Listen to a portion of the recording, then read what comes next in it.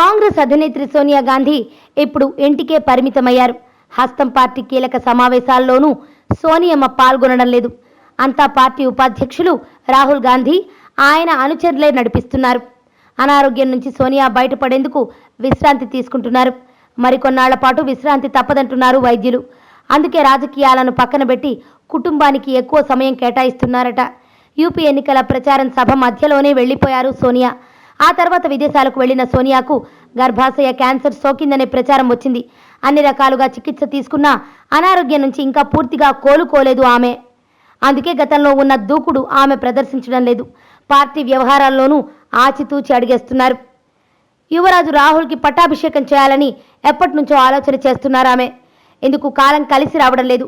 ఏదో ఒక కారణం, అది కాస్త వాయిదా పడుతోంది. వయసు మీద పడుతున్నా ఇంకా బ్యాచిలర్గానే ఉన్న రాహుల్ కాంగ్రెస్ను ఎలా నడిపిస్తాడనే దిగులు ఆమెను మరింత ఆందోళనకు గురి చేస్తోందట.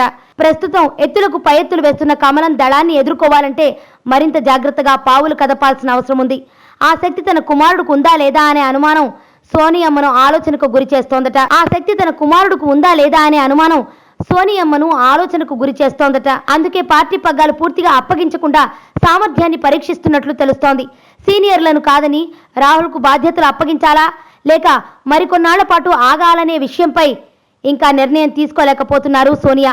ఈలోపే సాధారణ ఎన్నికలు వస్తే ఏం చేయాలనే అంశంపైన తర్జన భర్జన పడుతున్నారట.